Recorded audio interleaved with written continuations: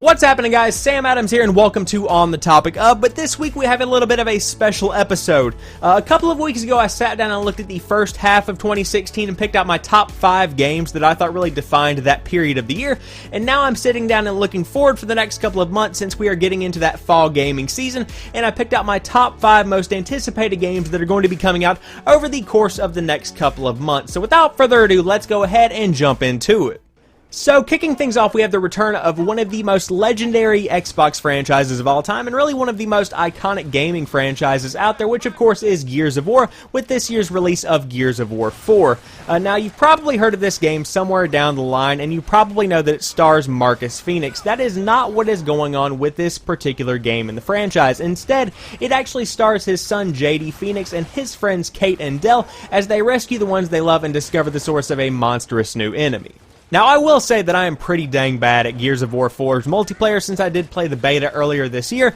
but once you figure out where the power weapons are, once you figure out the maps and really know what you're doing, and you get some more hands-on time with it, it can be a really fun and rewarding experience if you can nail down exactly where you need to go whenever the match starts, and where those key points are that you can hold the enemy back and continuously get kills until the end of the round. Now, one thing I will say is that Gears of War 4 often draws a pretty good balance between just fun, action-packed gunplay and in-depth storytelling, because often with games it's one or the other. You either have a really awesome story that draws you in, and it's more of a movie in general, but the gunplay and the gameplay itself is kind of lacking, or vice versa. With my experience with Gears of War, it seems like it is one of those games where you can just mindlessly, mow down enemies with whatever gun you might be using and not pay attention to the story whatsoever, or if you did want to really get into what was going on with the plot, you have that option as well, and it definitely does lend itself to that. And I have a feeling that Gears of War 4 is going to do that more than any of the games have in the past. Maybe it's just my own personal experience, but whenever I was playing through the Ultimate Edition of Gears of War on the Xbox One last year,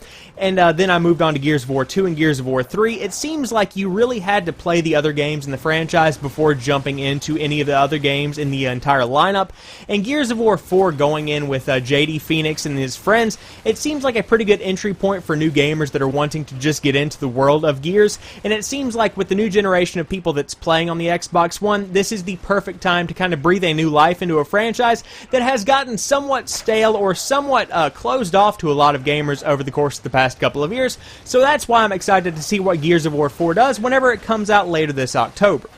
So next up we have Battlefield 1, which is coming out on October the 21st. However, you could argue that this game is actually coming out over the entire course of October with a Battlefield 1 beta that has been yet to be announced. And then you have, of course, different kinds of pre-order bonuses and different kinds of systems that are getting the games at different times. It's kind of complicated, but overall everyone will be playing on October the 21st. But when it comes down to it, this is a game that really did take me by surprise because of its setting and because of the pacing of its gameplay. Number one, it takes place in World War I, which is a really less explored area of history for many first-person shooter games. And number two, the gameplay seems to be considerably slower than its main competitor, which is, of course, Call of Duty Infinite Warfare. Now, just because the game is set in an older time period does not mean that it's any less action-packed or any less of a real Battlefield game than any of the other Battlefield games to come out over the course of the past couple of years. You still have a huge variety of weapons and vehicles to experience within combat, on top of large maps that do include some new kind of elements, including trench warfare, which was one of the main staples of combat during World War I itself. What I love about Battlefield 1 is that it seems like this is the first-person shooter in quite a while that's allowing the creativity behind the team to kind of go where they need to be, to not necessarily go into the future because Call of Duty is there, because other games are going further and further into the future, but rather, where do you feel like you have the most capability to make a creative project? And it just so happened that World War I happened to be what DICE was feeling at the time, and it'll be interesting to see how it competes with Call of Duty Infinite Warfare whenever it does come out this fall, on October the 21st to be exact, and also on different dates depending on what your specific pre-order setup, your EA access, all that good stuff might be. Now, this next game has the highest potential to absolutely bomb out of all of the ones that I've gathered here on this list, and unfortunately I am talking about The Last Guardian. It has been in development since 2007 and was supposed to come out in 2011 on the PlayStation 3 as somewhat of a spiritual successor to Shadow of the Colossus, but unfortunately, after a couple of delays, it was just decided that the game should be reworked for the PlayStation 4 instead of the PlayStation 3 to try and bring in the biggest crowd, since there has been such an investment in this title and they really wanted to bring in the biggest audience possible. As far as the plot goes, it pretty much follows the flashback that an old man is having back to his childhood whenever he found himself imprisoned in a prison-like structure that's kind of hard to describe. It's almost like an abandoned city with a giant bird mammal that kind of looks like a griffin by the name of Trico. It does sound very strange whenever you describe it, but it looks absolutely gorgeous, especially this most recent gameplay that shows the most recent build of the game. Whenever it comes to gameplay, it's pretty much an action-adventure game that is a third-person perspective with some puzzle elements mixed in there that do allow you to advance through the game, and if you can't quite figure something out, then the game will automatically kind of direct you where to go, what to do, etc., so that you can keep the story moving and not really lose track of the plot along the way. What really amazes me about The Last Guardian is that even though it hasn't been released, even though no one's actually had their hands on it out here in the wild, so to speak, it's still become such an icon of PlayStation culture that I can't help but be excited about its finally being released on October 25th for the PlayStation 4, and I really hope that it does well. I hope the story and the game and the puzzles all together make for a great and compelling experience that definitely pays off after so many years of long and tiresome development. Now, next up, we have a game that I feel has fallen to the wayside because of the anticipation of games like Battlefield 1 and, of course, Call of Duty Infinite Warfare included for free with that Call of Duty 4 Modern Warfare remaster, and that is Titanfall 2. Now, I have always been a pretty big fan of Titanfall itself, but I feel like it suffered from a couple of things whenever it was first released towards the beginning of this console generation. Of course, the main one is that it had no single-player content. That was one of the biggest letdowns, and the other is that it was, as far as consoles go, an Xbox One exclusive, making it have a smaller player base than it really did deserve, and it would have really thrived if it had been available on the PlayStation 4 as well as the Xbox One and PC right whenever it launched. However, within Titanfall 2, it seems like both of those issues that I have are already resolved before the game even comes out, because there is a pretty in-depth single player that does sound to be pretty cool if the description is going to be accurate to what the game actually does have to offer, which reads, "Step onto the frontier as a militia rifleman with aspirations of becoming a pilot," which is, of course, a pilot of a Titan.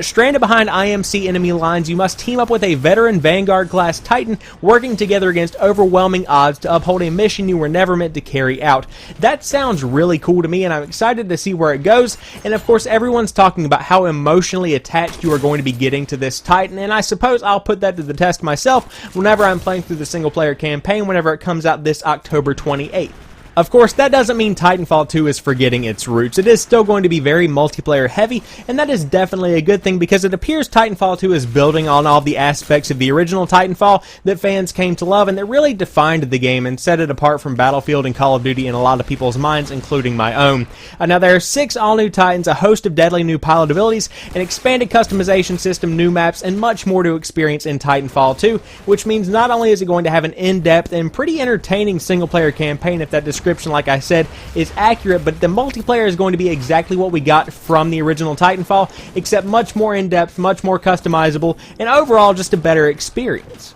So taking into consideration this brand new single-player aspect to Titanfall, the original multiplayer that's been reworked and built upon to bring back more for Titanfall 2, and of course the simultaneous release on PS4, Xbox One, and PC all on the same day to create a thriving ecosystem right out of the gate, I can't help but think that Titanfall 2 is going to be one of the more impressive FPS titles to come out this fall, even though it's not getting much of the limelight before it's released. So last, but definitely not least, we have Shadow Warrior 2, which is coming to the PS4, Xbox One, and PC sometime before the end of 2016 if the timeline does end up going the way that Devolver Digital does appear to be planning on it going. Now, I got hooked into Shadow Warrior whenever I played the original just a couple of weeks ago on the PC after buying it on the Steam sale for just a couple of bucks, and I have to say that this game completely and totally took me by surprise, not only by the intuitive gameplay, but also by a very, very emotionally impacting story that I found to be quite engaging. Shadow Warrior 2 picks up about 5 years after where Shadow Warrior left off, and I'm not going to spoil too much of what happened in the original because I would highly, highly, highly recommend that you go play that game as soon as you can. But pretty much it follows the story of Lo Wang, who is, for all means and purposes, a mercenary, a hired mercenary, and he's very good at what he does. But after a job goes awry, he finds himself thrust back into the world that he experienced 5 years ago, where he's pretty much purging the world of evil through tons of weapons, tons of different abilities that you can upgrade, and of course very witty and well-written lines. So when someone asks what exactly you're getting with Shadow Warrior 2, you're getting exactly what the first one brought, that action-packed, that gruesome, that beautiful, beautiful delivery delivery, on top of some new gameplay, a more extensive story, and overall just a better game in general. It's going to be a great time, and that's why it made the list of my top anticipated games for fall of this year. So there you guys have it. I hope you have enjoyed this video. If you did, drop me a like down below and let me know if I missed anything or if you agree with every single choice I made. Chances are that's pretty unlikely, but I would love to hear what you guys have to say. And if you happen to be new to the channel, please head over there and check out some of my other content because I do upload new stuff like 3 or 4 days a week depending on the week. So there's always something new right here on the channel whenever you drop by to watch some videos. But as for right now, I want to thank each and every one of you guys for watching this particular video. I'll talk to you soon. Peace.